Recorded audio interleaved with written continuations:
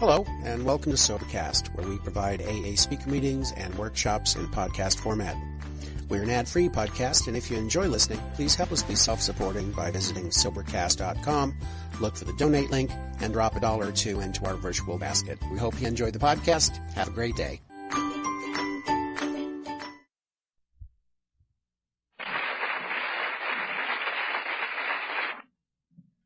Good evening, ladies and gentlemen. My name is Holly, and I'm an alcoholic. Hi, Holly. First, I did not graciously consent. My ticket does not allow me out of here until tomorrow afternoon. So I gotta eat, and I'm used to sponging on people, so you people, why not? So you people so graciously consented to take care of me, so, you know what I mean. I still have a few of the ways that I had when I was drinking. I'll mooch every once in a while. But it is a delight to be here with you tonight. And I want to thank you for, of all the people that was there that you could have asked, that you did ask me. And thank you again for the lovely room that you provided for Cecil that I am enjoying.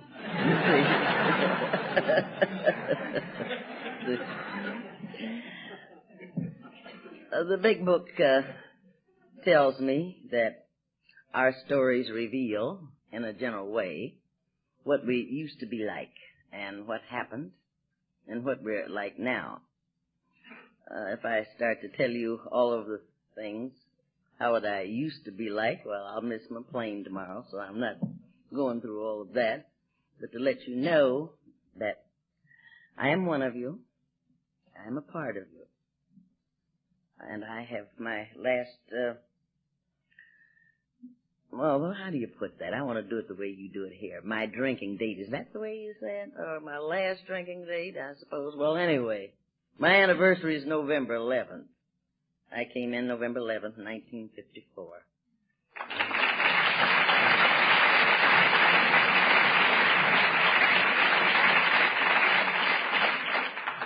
I'll learn the way you all do it one of these days. But I can't, you see, I didn't know it was November 11th. My sponsor had to tell me because I had reached the stage of zombieism. You don't remember it. And she says, "What was no? Well, I said, well, that was Armistice Day. That's the day I fired my last shot. So, so this time next week, I presume, with God's help and the help of this fellowship, and I keep laying down and getting up and doing the things I'm supposed to do one day at a time. It'll be my birthday. I know my group's going to have a party for me. You know, alcoholics can't keep a secret. They kept saying, 'You're going to be home the 11th.'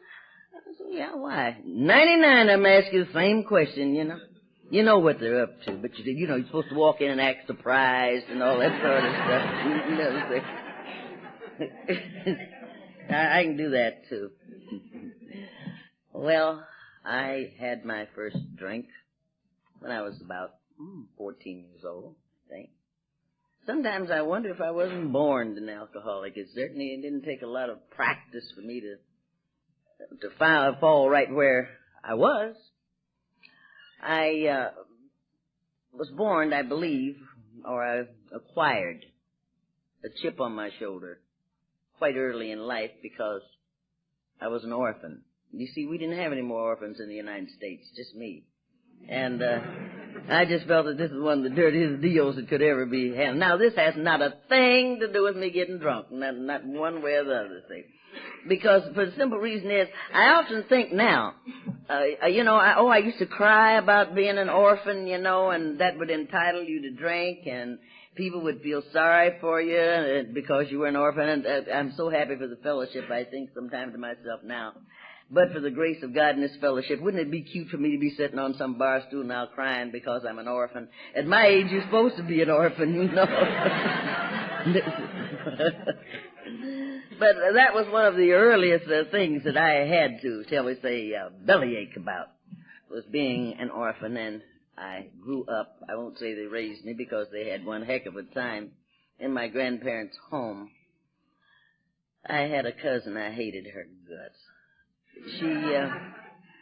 and was along all of these little things that they had nothing to do with me getting drunk or becoming an alcoholic, but you could always use them as an excuse to drink. My cousin, she was a lovely girl, and I resented her terribly. I was always long and gonky and skinny, and Helen was so rounded out and beautifully put together, and she behaved beautifully, too, and I didn't behave. And they loved Helen. At least they presumed they loved her. It looked like it because love was never spoken of in our home. All my grandparents ever thought about was the wrath of God. They never talked about the love of God. But they loved Helen, and I could feel the difference, how much they loved her more than, well, they didn't love me. I don't blame them. I wasn't a very lovable child. And then that, of course, made me jealous of Helen, who was rounded out and beautifully built and all that sort of thing.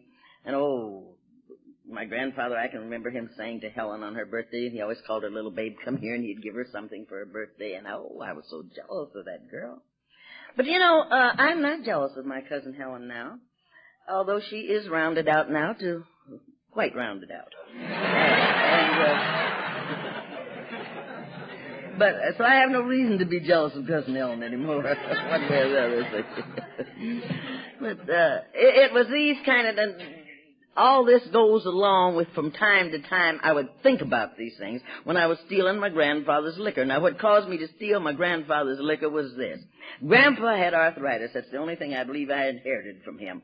And he would come home on wet, rainy, dark days and go into his bedroom there, and he would pull open this dresser drawer, and he'd pull out this jug.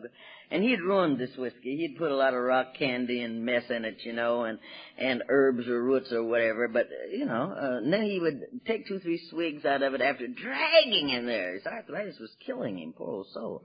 And he'd sit there and he'd rub that leg, and then he could walk out beautifully. I watched him do this several times, Orphans don't have many other things to do. And I decided I should try this.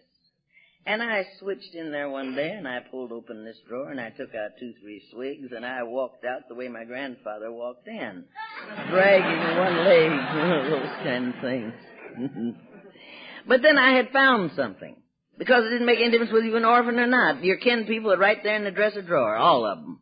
Those that you don't have, you can invent. They're right there. And I now had found a friend. Now, I cannot say, and that was the horrible taste and stuff. It tasted horrible. It was like, the old man, like somebody was making you drink it. It was like the old man that lived up in the mountain, he was coming down the mountain one day and he had a shotgun under one arm and a jug of corn squeezins under the other arm, and he said to this man, he says, do you drink? And he said, no, I don't. I don't drink. He said, well, you're going to drink now. And then he just cocked this shotgun on him, and he said, now, you take a drink of that. So the poor man, this man's got a shotgun, draw it on him, so he takes a drink of it. He said, it's pretty bad stuff, wasn't it? And he said, yes, it was. He said, all right, now you hold that gun on me while I take one. So you see, that was more or less the way it was. It seemed like somebody was holding the gun on me, making me drink the things. Well, as time went on, I did all of the things that I suppose a young lady does, and some of them that young ladies don't do. I got married as time went along there. Marriage is like vaccinations. On me, they don't take. But I always wanted something of my own. I always wanted children, and I will say this. Forgive me. No, you don't have to forgive me. I don't care whether you're doing that. But had I been coming along in this day and age, I'd have had those children, but I don't think I'd ever got married. Because I always wanted something that was mine. You see, I had that possessive tendency long before I ever come in fellowship. Long before I ever started drinking badly, And I had 2 children. And I was the draggonest drunk mother you ever seen in your life. Nobody could ever accuse me of abandoning my children. Wherever I went, I took my kids with me. You had better believe it. The only time I didn't take them with me when they were in school or I was at work. Of course, I worked as a bartender. I believed in on-the-job training. And it's profitable, You learn a lot of other ways to, shall we say, help along with your support. All good bartenders barmaids know how to steal. If you don't, you'll learn. They don't pay you very much, so it gives you an excuse. One of those kind of things. My children loved me. They loved me dearly because I was the type of mother that never went around beating on her kids and all that sort of thing. Once in a while I'll have a little shake one of them up pretty badly or deny them something, but who in the world's going to be beating on a kid when you got a hangover in the morning? You don't be beating on kids. You give them a quarter and send them a show and tell them, look, I'm going to get you. I'll get you next time. You know. And they loved me. My children, they just thought I was most adorable. My son said something to me not too long ago. I was telling my children whenever they call me or come around me, I tell them how very proud I am of them because they did turn out to be most excellent people. And I tell them, I said, in spite of the poor childhood that you had, son, I'm very proud of you. He said, what do you mean, poor childhood? He said, Mother, we had something in our home that few people had. I said, what in the world was that for us? We were. He said, we had love. He said, Mother, you just loved us. Well, if he wants to take it as that, a lot of that was possessiveness. See? How I would get one on one side of me and one on the other side, and they'd crawl in my bed early in the morning, and I'd just hug the living day. They were mine. And here was my son, a great big joker. He's a big, tall youngster. He gets a toothache. He comes and gets in Mama's bed because it makes him feel better. But those are some of the things that I will always remember, is that my children think or thought, and I suppose in my way I did love them, but I was one heck of a poor mother is the way I look at it now. But nevertheless, we sufficed. And I brought them up learning, look, one thing in particular, learn that you don't need me for every little thing. Learn how to stand on your own two feet.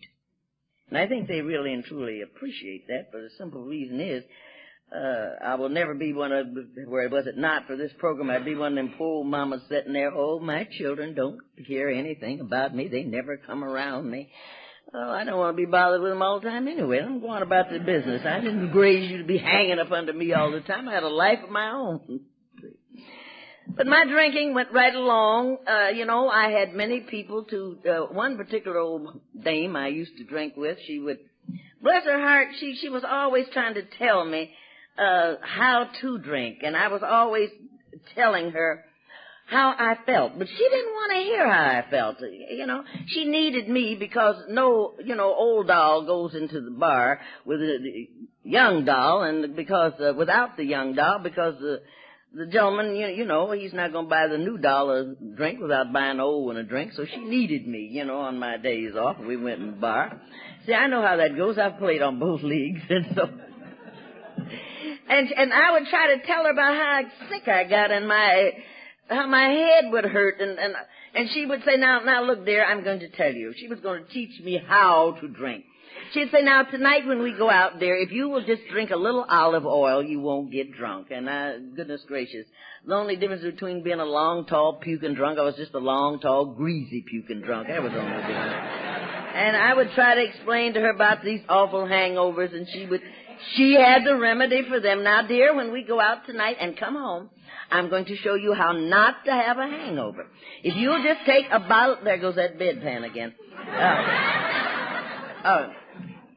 If you will just take a bottle of beer and you just open it and sit it down beside of the bed and let it get flat and drink it first thing in the morning, you will not have a hangover. Now, whether this works or not, I don't know. There's no way in the world I could go to bed with a full bottle of beer sitting down there.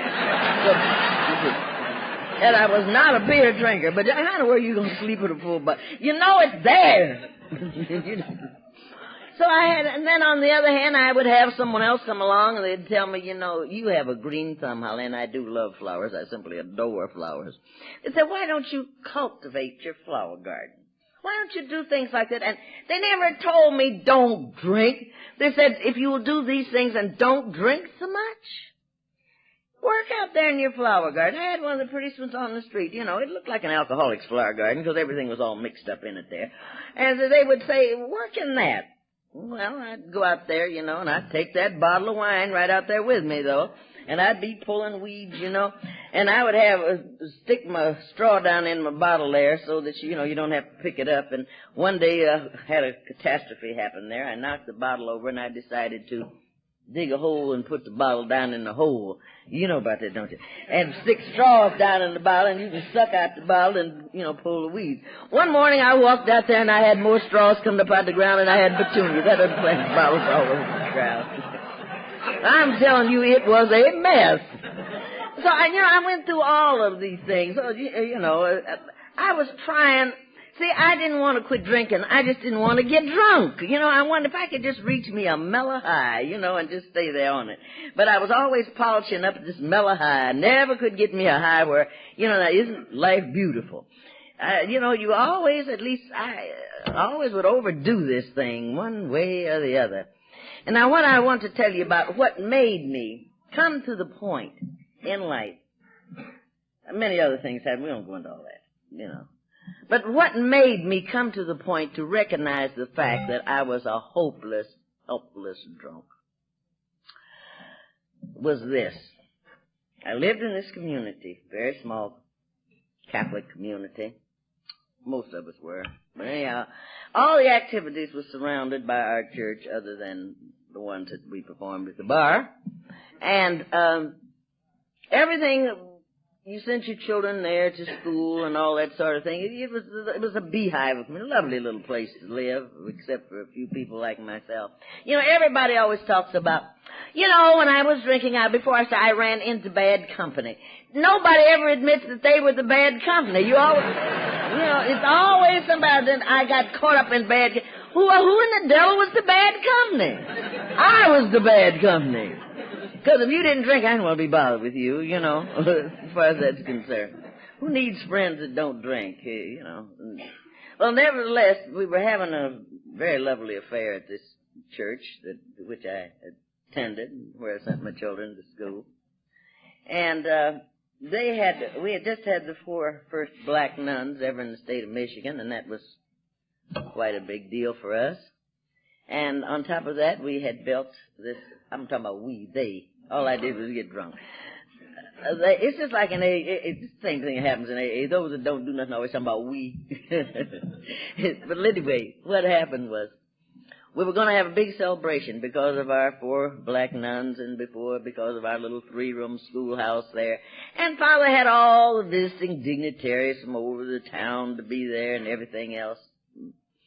Well, I thought I might as well go up and help out with the celebration, so now that morning I said, I wouldn't know anything about the fellowship. I said, well, I better not drink nothing before I go up there. But do you ever hear the call of the wild goose? It's a strange call.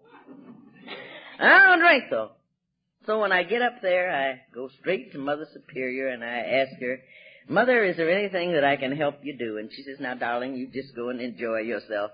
I'll send for you when I need you. Never tell a practicing alcoholic to go and enjoy himself. It's very detrimental. I went back to the caretaker's house, and there he was. They had a bottle of this cooking wine. That's that 10 or 12% mess that they drank. And the caretaker was giving all the adults, congratulating one another on their work because they had really built it with their own, brawn there. And he was giving everybody a little drink out of one of them little insult glasses like that, and they were having a little drink of wine. I reached up and I got myself a gratitude glass and I poured myself a drink of wine. Finally, the wine ran out and I went to replenish their supply, and on the way back I thought, well, I might as well get my own brand. I'll get them their kitchen wine, but I'll get my own brand, which happens to be Mad Dog. The more higher forms of Chablis. Nevertheless, pretty soon it was time for me to go see if Mother wanted me to do anything. And on the way over there to see if she wanted me to do anything, one of our good parishioners there was making some barbecue, and I felt, well, maybe I should eat something, and I wouldn't be so intoxicated. So he wasn't preparing it fast enough for me, so I grabbed this rib away from him, and I stuck it down into the barbecue sauce about up to there. And one of our good parishioners happened to be standing there, and she had the unmitigated nerve to say, Holly Martin, you can't do that. She shouldn't have said that to me. So they tell me that I let her have it down across the head with the rib. I presume or assume maybe I might have performed this atrocity. I don't know. They said that I did. But anyhow, when I got through waving that rib around, there was nobody left on that playground or ground, wherever it was, but me.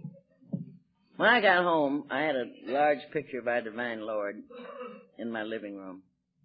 I was never so ashamed of what I had done in all my life. I wasn't ashamed that sorry that she got hit. I was sorry that I got caught hitting her. That's what it was, you know. And I tried to justify this. You know, when we've done something horrible, how you try to justify it.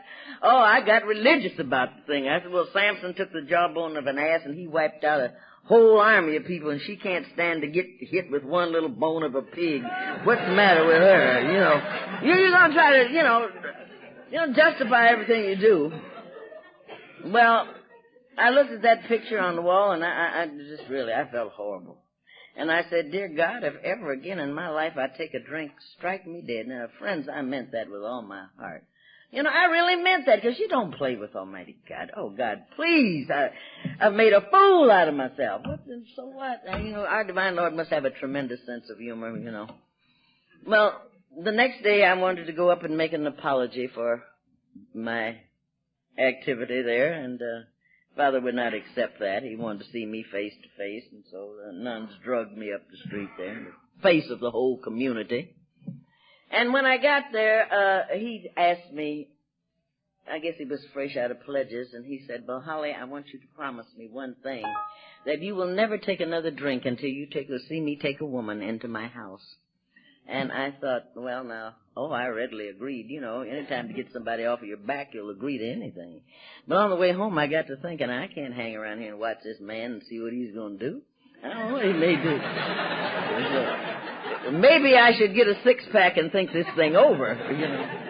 So when I got home with my six-pack, well, then I said, God, I looked at that picture and said, God, I didn't mean beer, you know. And the next thing you know, I'm back drinking whiskey, and I said, God, I didn't mean whiskey. Next thing you know, I'm right back drinking wine. And I said, Lord, just forget it. I'm a helpless, hopeless drunk. This is the way I'm feeling. And this sort of thing went on for some time, and now here's what happened. One Saturday night, I happened to be at home. And this was the beginning of a miracle. It was a miracle unto itself, the mere fact that I was home on Saturday night, because rarely was I ever home. I don't know whether I just got fired or what I was doing home, but anyway. A story came on over the radio. It was called The Glass Crutch, and it was about a woman that had a drinking problem. And it said, if you ever need our help, we'll be the first number in the book. Well, I don't remember today any of the ingredients of that story whatsoever, but I do remember this, that it was about a woman that had a drinking problem. If it had been about a man that had a drinking problem, I wouldn't have even listened. All the men I knew had problems. If they knew me, they had a problem.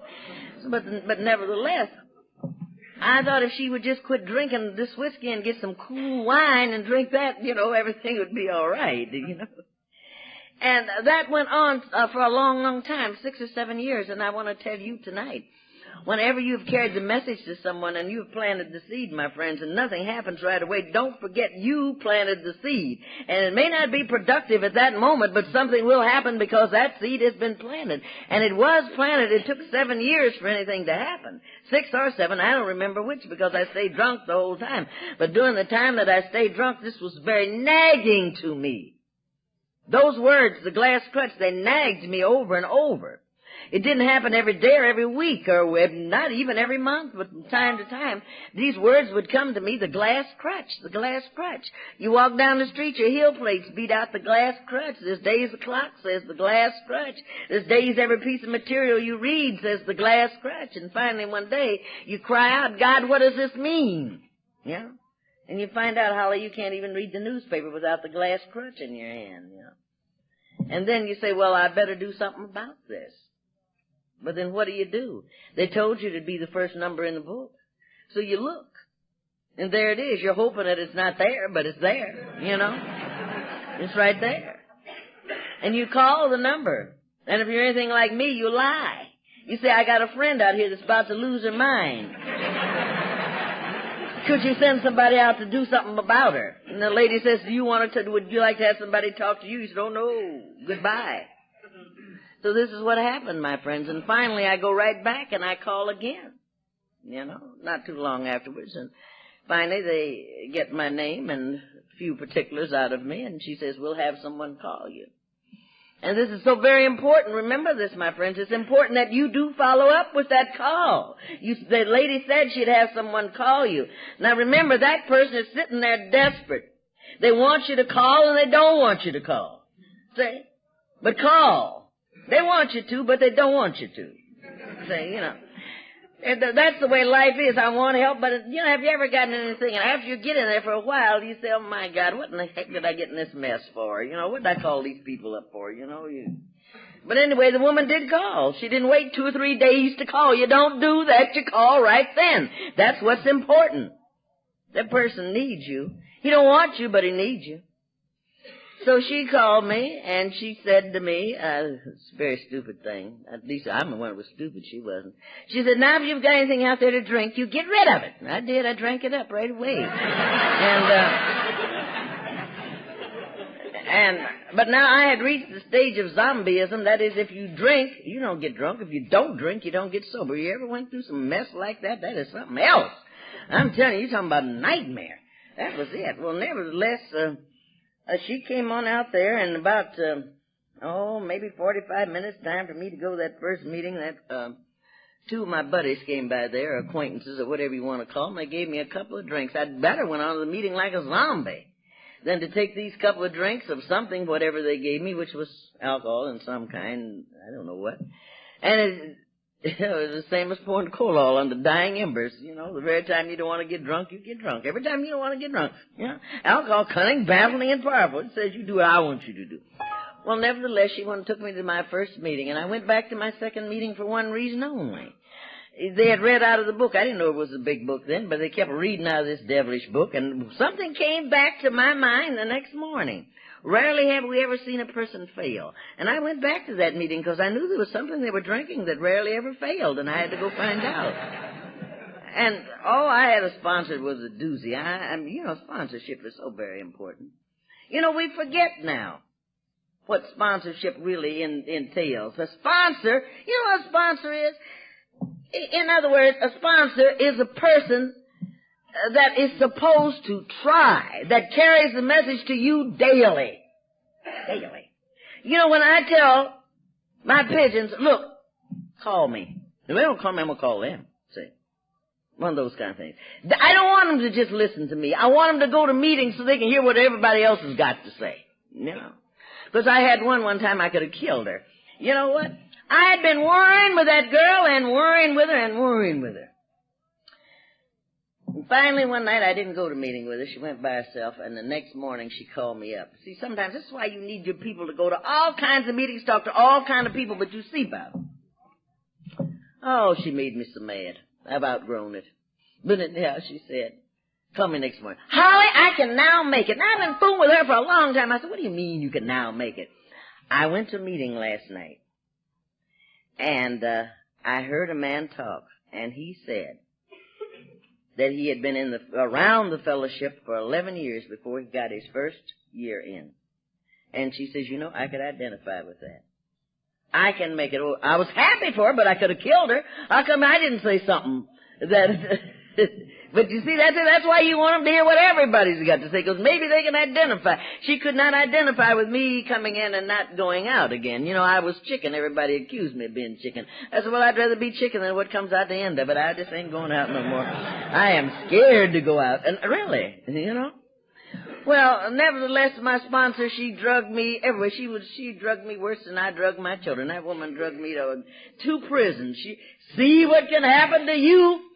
And, oh, my goodness, and all those kind of things. And you know, she even called me one time and blessed my soul, I dreamt you was drunk. I said, I can't help what you dreamt. You know. Well, were you? No, I wasn't. You know. Are you thinking about it? No, I'm not. Well, I don't know why I would dream a dream like that. But I guess now some of it must have rubbed off because I'm about as bad as she is, so it doesn't make any difference that we all hang in like that.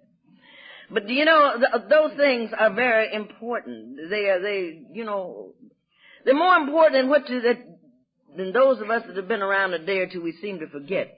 how important that sponsorship really and truly is. And I don't mean you have to dog a person to death like my sponsor did me, but then I had 4. You know, it wasn't that I was any worse than anybody else. It was that there wasn't very many women in the fellowship when I came in my group. And so when we got a live one, baby, they all jumped in on her one way or the other, you know. Everybody's going to sponsor, you know. I've become the most sponsored person you've ever seen in your life, you know. We got another woman. Let's get her. And they did. And so then what began to really and truly happen, my friends, was it went something like this. We began to think, at least I began to think, of these 12 steps. You know, they haunted me. In those days, we talked about the 12 steps. We compared the 12 steps with everything that come along, you know. Now, you know, this thing about, well, come on in, and what are we going to talk about today? Oh, just talk about anything. That's what got me in trouble before, talking about just anything, you know. Let's talk about something, not just anything, you know. Well, you know, I want to tell you about my relationship. To heck with your relationship. Come into the fellowship. And let's learn about that first, you know. This is what's important, you know. That's the reason why you cannot keep a relationship, because you have not learned how to live in the fellowship. So let's try those kind of things. And, you know, I oftentimes, when I think of that first step, I think of how all the 12 steps, how they coincide with every month of the year that we have. When I think of that first step, I often think of January. You know, when we first admit that we're powerless over alcohol and our lives have become unmanageable, you think of the month of January. In January, it's a very cold, desolate, gray day, is it not? And it seems so relentless. You know, I hear you have some pretty weather pretty much like that around here, too, not only just Michigan. And can you think, can you go back and think, and if you're new, you've just come out of it, that coldness in your life, that desolate, every day that you wake up is a gray, cold, relentless day, and the wind blows and blows and it never seems to stop. And it seems that there's no form of communication anywhere. That was the January of my life. That very beginning. It was so relentless, it never let up. Why? And I was powerless to do anything about it. Powerless. Try to do something about the month of January, you can't. You say, oh, I can go to Florida. Yeah. Yeah, how long are you going to stay there? Not all of us can go there, you know. To me, when I look at that, this is where I live. This is what I've got to put up with right here, you know. And it is, that's why we need a sponsor to carry me through that cold, relentless. I thought she was going to bring me a drink of water. My goodness, boy. Let's see. Please. You have to beg for everything you want around here.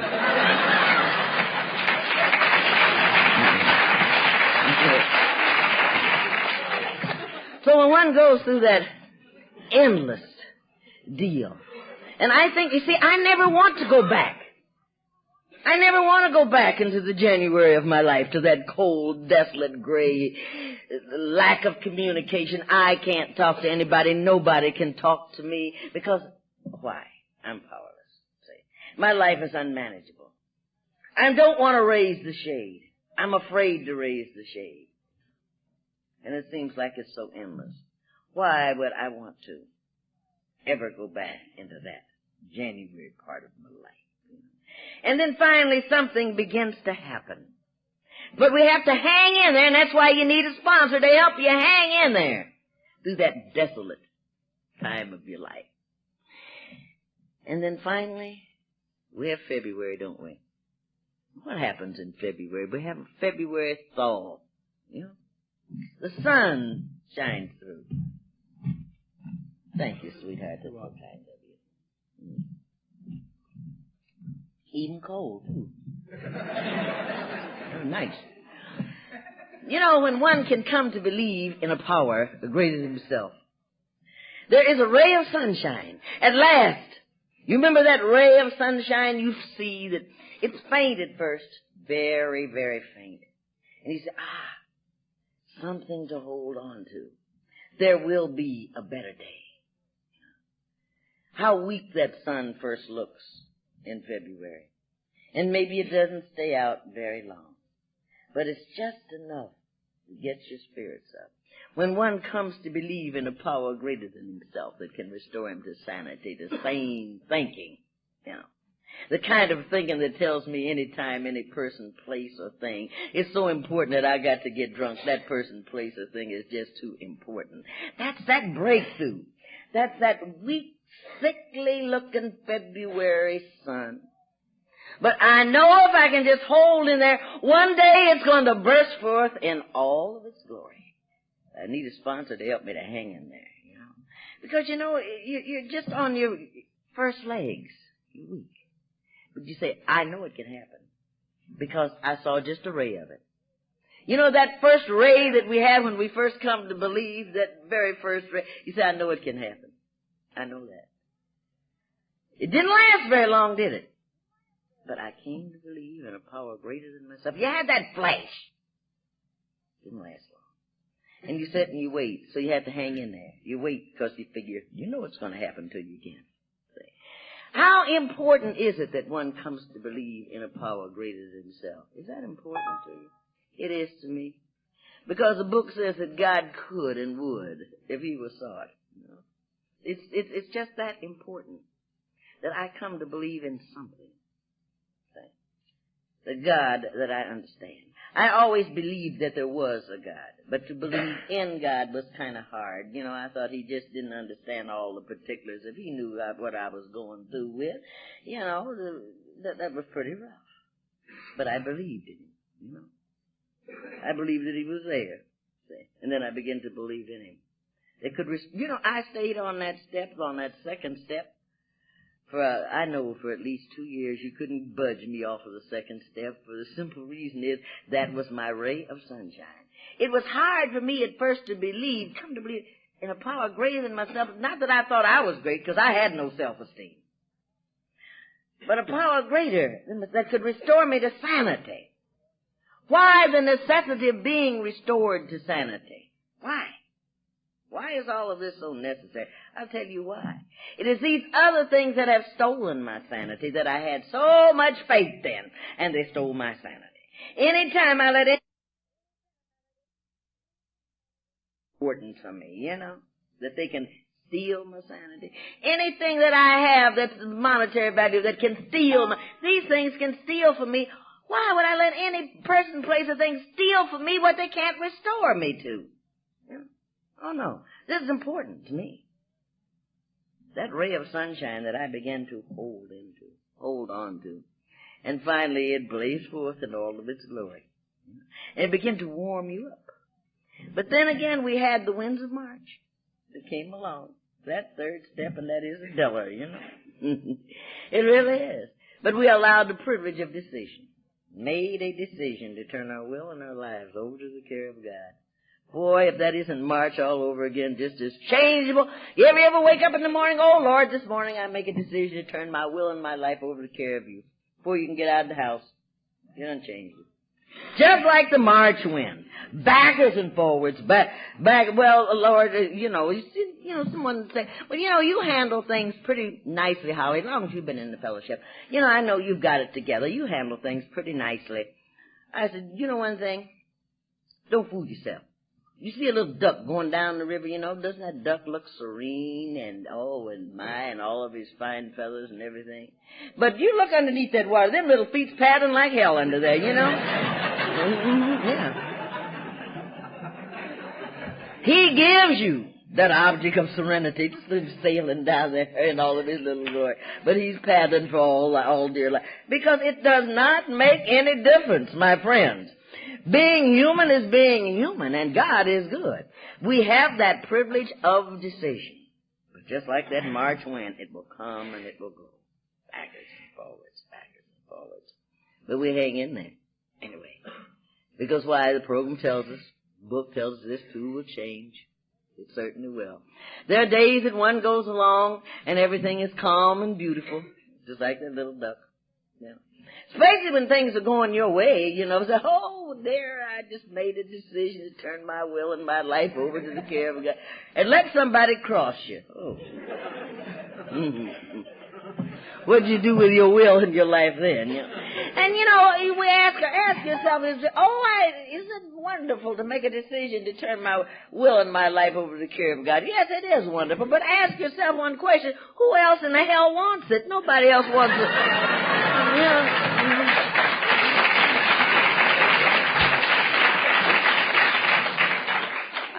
I don't have nothing I can do with it, with myself. Now, why did you want to? Oh no, And then finally, we have that lovely fourth step, where we made a searching and fearless moral inventory. This is the April part. When it comes around to April, we most generally look forward to Easter, where everyone puts on, or you do in many ways, put on a new garment of some kind, and there's growth. And without an inventory, my friends, there can necessarily be no growth whatsoever. And it says a searching and fearless moral. You go out in April and you begin to search to see. And you look at the soil and you try to find out what is coming up out of this ground. Same thing that you do in inventory. You are searching for something. What are you really searching for? You are searching for the real you, are you not? I'm searching for me. Made a searching and fearless moral inventory of whom? Of myself. So I'm searching really for me. Like I go out into my garden and I'm looking to see what's coming up, and I don't know what to disturb there. Because everything is coming up. And I've been looking for this. I've been looking for growth. And now I see it. But there can be no growth without an inventory. There will not be any. Nothing whatsoever. And you say, well, I don't know what's grown. What are these things that I see here? Well, my friends, I have to look at these things. When do I separate? Now I begin to see exactly what needs to be pulled up and what needs to be cast out. This thing is no good. So what do? In the May part of my life, I find exactly as the growth is beginning to come up, what was allowed, what April allowed to grow. May tells me, look, separate it. Admit to God, ourselves, and another human being the exact nature of your wrongs. Pull this weed out. It is no good. Because if I don't pull it out, it's going to stunt the growth of the flowers or whatever else is grown up there. I've got to. So in the fifth step, where we have the privilege of admitting to God, ourselves, and another human being the exact nature. Sometimes we get so frightened with this step for the simple reason is that we feel, oh my Lord, what's going to happen? The exact nature. I don't know the exact nature of my wrongs. Well, I got a little lonely, yes. And I don't know if anything else has so terribly happened. And sometimes that loneliness really is the exact nature of my wrong. I permitted myself to be lonely. You see, loneliness has caused more crime than poverty ever dreamed of. You get into so many things. But my grandmother taught me a long time ago, in spite of everything else that she didn't teach me, was this. That loneliness is better than bad company in many instances as long as you're sober. You see, you be staggering down the street and the whole bunch of them get put in jail, but there ain't no policeman never walked up and said, you look like you're lonely, I'm going to put you in jail. That ain't never happened, But it is the things that I did, the exact things that I did because of my loneliness. Yeah. But we don't want to ever admit the exact nature of our wrongs. Nobody wants to admit that he or she ever fell into things because they were lonely. Oh, no, I ain't going to tell you I was lonely. You're going to lie about it. Well, oh, no, I went down there. I condescended to go down there, After all, I thought that I would impress them with my presence. You went down there because you were lonely in hell and you had nowhere else to go. That's it. And you got into, just like me, all kinds of crap down there. Yeah. Loneliness can sometimes be the exact nature of my wrongs. Because I had alienated everybody in the world from me that was worth 15 cents. And I had lost all the self-esteem that I ever had. Oh, yes, and I was still, my old ego was telling me, oh, go over here. You go over here and impress these people. You went down there you went over there because there was no place else to go. I associated with people that ordinarily, But why? They were the only ones who were paying the attention to me. Yeah. And they got sick of me. Loneliness. The exact nature of my wrong was me. Exactly what was wrong with me, I didn't want to tell you. But I learned. And then, once we find these kind of things and we become entirely ready to have Almighty God to remove all these defects of character. Oh, that's June. It's getting hot, isn't it? It begins to get hot in June. Entirely ready to remove all these defects of character. Oh, my, you begin to sweat when you think about all these defects of character. Entirely ready to have God remove all these defects of character. Well, if I get rid of this or that, what will that do to my image? You done screwed your image up a long time ago. What will it do to your image, What will this do? Well, I can't get rid of this defective character. What about my image, after all? Have I not always been the life of the party? Have I not always been the wittiest one there? And if I put down this or that, or if I change my vocabulary, why, people won't recognize me. Well, let's be glad. As far as that is concerned.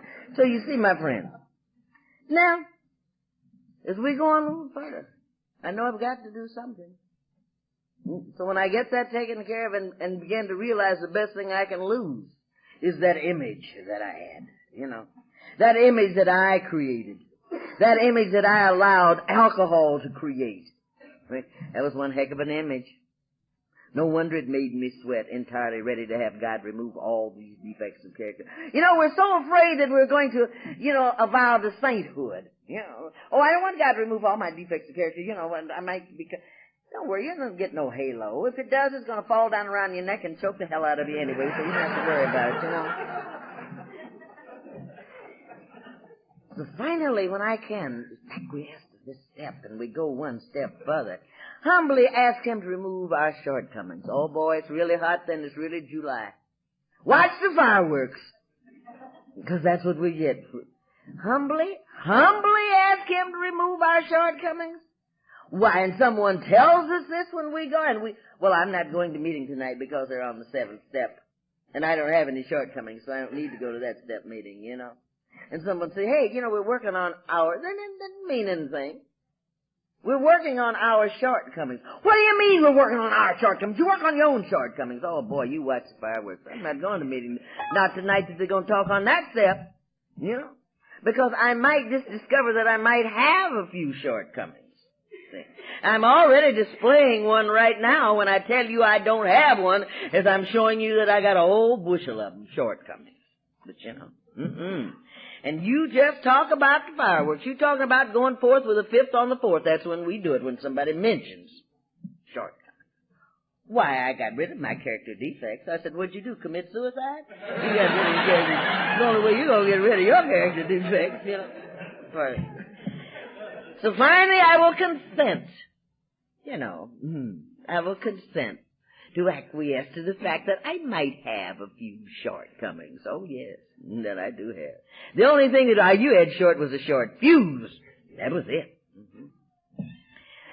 But now that I've got to the part in the program now, I've worked on my character defects and my shortcomings, and I think I ought to be able to rest. I don't see anything about amends. August, the 8th step, made a list of all persons we have harmed and became willing to make amends to them all. It's hot and humid in August, and that is the hot, humid part of my life. I'm sober. Is that not enough? Why do I have to make any amends? My sobriety is enough.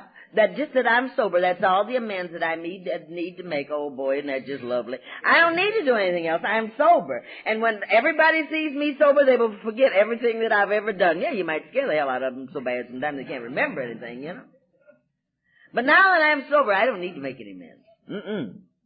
That's enough. Brother, am I on a dry drunk now? I'm really dry. That hot, humid feeling that we have in August when it is so hot. And you scringe and you turn and you can't cool off anywhere. That is the same kind of feeling that one gets, that gut feeling when this is just enough. I'm not going any further. That amends deal does not apply to me. That applies to everyone else but me. See? But yet I find out that it does. Because for my own peace of mind, and I no longer want to be a slave to anybody. when I'm admitted that I was powerless over alcohol, it's because I am powerless over so many other things, because the big book says that drinking is just a symptom of what's really wrong with me, so evidently I must be powerless over a lot of things. And one of them was this. When I don't want to make amends or straighten out these things, then I allow myself to be sold back into bondage. I become your slave then. You make me do things I don't want to do. If I have hurt you in any way, and I know that I've hurt you, and I don't want to straighten this out, every time I see you, I'm going to dodge you. I'm going to go in a different direction.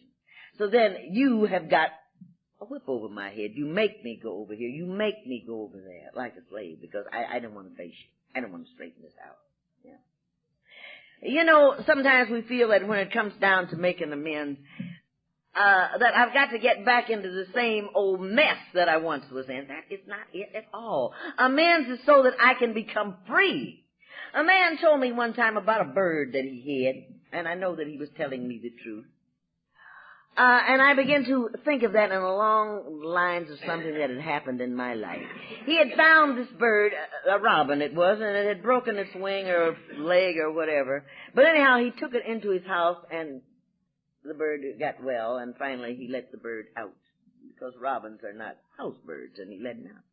The robin flew in his cherry tree, which was in the backyard, and Mr. Brown was his name, used to sit on his bench under the cherry tree, and he said that this robin would drop cherries down on his knee or leg or lap or whatever.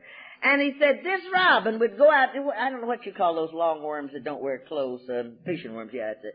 And he says, and he would drag a worm and drop it on his shoe. But that bird did one thing, he would never again allow him to get his hands on it. Yeah. That bird felt, look, this man let me get well, he healed me, see? But he's not going to play hostage with me anymore. And sometimes we find that in life there are many times that we have people that have helped us along the way. It's true. And I owe them something, and I must pay them in whatever way that I can. But I must never let them get their hands on me again, you know, because I will become their hostage again. I will be right back where I started. And I want my freedom. I have to be free. I must be. I must have this free spirit. But I know I'll be right back where I started. And sometimes, you know, people will try to run a guilt trip on you. Look what I did for you. Mm-hmm. And yeah, look where I wound up. I'm going to straighten out this debt, whatever it was, with you. I've got to do that. My conscience tells me I must make this amends. But that does not mean I have to become your captive again. I can't permit this to happen to me. Oh, there's many ways that we can mess up this step. Many times in making amends, we crawl up to people and tell them how very sorry we are. Oh, we just grovel. You crawl on your belly to get up to them so that you can really screw them up again, too, you know. That's another way of making amends. Oh, I'm going to tell you how sorry I am, you know, so I can get even with you. How are you using this step? Are you using this step to brag about it? You know, sometimes you say, well, I got to make amends to my husband or wife, you know, and I'm going to tell them, you know, what I used to do, except when to do so would injure them or others. And sometimes, you know, you say, well, dear, you know, I want to make amends to you for all the wrongs that I've done, you know. Are you bragging or are you making amends? I want to tell you, you know, I used to go with John's wife. I'm so sorry about this. If you're all that sorry, why don't you go over and tell John you used to go with his wife? I bet you ain't going to do that. So why are you making this amend? Are you making this amend because you're sorry, because you just want to hurt somebody all over again? Let's practice the steps over and over in the context the way that they should, you know.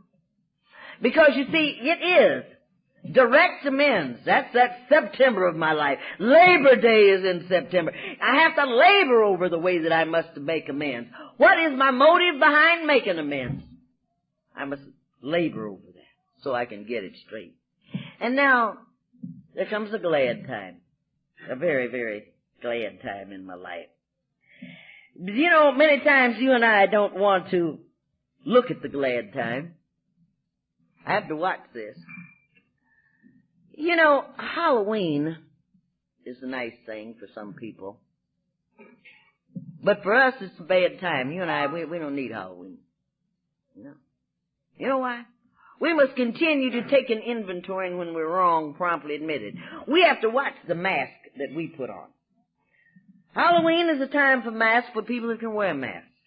And we must pay attention to the type of mask that you put on. Because I lived behind a mask for so long. I forgot when Halloween was over with. And I forgot to take the mask off. And I began to live behind it. You know what I'm talking about. You know. And it can be the same thing today. That I cannot celebrate ever of hiding behind any mask at all. Because I can remember the different personalities that each mask brought about. You know. And you know, sometimes when you wear the wrong mask, you get the wrong treatment. Because whatever you look like, that's what you're going to get. And sometimes you and I forget we'll play the game behind the mask. So I must continue to take this inventory and promptly say, hey, baby, you're wearing that mask again. Halloween is not your day. Not ever. So take the mask off. You know. Because I want to be, shall we say, able to enjoy the bounty of Thanksgiving, which comes in November. And I like to look at the 11th step as that Thanksgiving, where one sought through prayer and meditation to improve his conscious contact with God, praying only for the knowledge of His will for us and the power to carry that out. Every day of my life is Thanksgiving. Every day of my life that I review this 11th step, sought through prayer and meditation to improve my conscious contact, praying only for the knowledge of whose will? His will. Did you know one thing? It doesn't even have Holly down there. It says His will. Praying only for the knowledge of His will and the power to carry that out. Thanksgiving is just not one day out of a year for you and I. Thanksgiving is every day. Every day that you and I wake up sober. Every night that you and I lay down sober. That's Thanksgiving. Now, to give thanks. We don't have to wait to just November the 11th, you know. We don't have to wait to just Thanksgiving Day to be thankful, to be grateful. You remember what I was telling you about the bird that the fed that would drop the cherries down on the man's knee, you know? The bird was grateful. All right, here's the bird brain that's grateful. You got more of a bird brain. The bird brain can show gratitude. Certainly I can, and show it each and every day. Every day is Thanksgiving with me. Because why? You and I have been given the gift of life. Prayer and meditation to improve. Of course, now, you can't improve upon your conscious contact with anybody unless you know the person. Now, in the second step, we came to believe. In the third step, we become better acquainted. You know, this 11th step, it's a beautiful thing. To improve my conscious contact. If you were going out today or tomorrow to buy someone a birthday card, you would look those cards over. You would really scrutinize each and every one. You'd say, I want to buy a card. Oh, no, I don't want that one. I want to buy one that really says something to him or her. And then finally you take your friend with you, and you both start looking at the cards together, and you say, and your friend says, hey, how about this card? You say, this is him all over again, or this is her. Let's spin this card. Why are you doing this? Why is it so necessary that you get a card that reminds you so much of that person? Why? Because you want to improve your conscious contact with them, don't you? That's why you don't just walk in and pick up any old cards. Oh, well, let's send this to Harry. It's all he deserves anyway. No. You go and you find a card that reminds you of this person, that sends a message. Why? Because you want to improve your conscious contact, you know. And when I'm here with you and when I'm sharing with you, I'm improving my conscious contact, you know. Because, you know, he told me something. He told me that I have to love you. There's a lot of people, I don't go around loving everybody, you know, it's hard. Now, this is not the easiest thing in the world, because a lot of people I can't even stand yet, you know. What I mean, but I'm learning to. There's no way in the world. Say, I don't love robins, but if I saw one with a broken wing, I would try my best to help him. You'd better be, so that he could fly again. Yeah. And if I felt, now I can't fix his wing. I'm not going to leave him lay there. I'm going to let somebody else that can. I'm going to let somebody else that help. You know, sometimes, well, you know, I can't help so-and-so. Well, then turn him over to somebody else. Just because you can't help him, you don't want anybody else to help him, huh? Is that it? Don't go like that. Fix his wing and help him fly. Why is this so necessary? Having had a spiritual experience as a result of these steps, it says, we try to carry the message to alcoholics and to practice these principles in all of our affairs. Practice these principles. Giving and sharing. Isn't that what we do on Christmas time? Isn't that what we do the whole month of December of our lives? We don't wait for just Christmas, do we? You and I have to give and share every day. Because, you see, we have learned one of the great lessons of life. You know, something that I learned a long time ago in the 4th grade, but I never thought that I'd ever be able to apply it in this life. That is not what we give, but what we share. For the gift without the giver is bare. But he who gives from his heart feeds 3, himself, his hungering neighbor, and me. Thank you.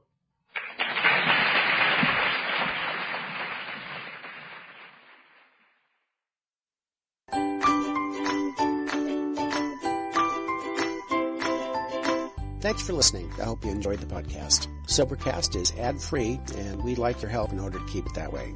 So if you'd like to help us be self-supporting by pledging $1 or $2 a month, visit Sobercast.com and look for the donate links. Thank you very much.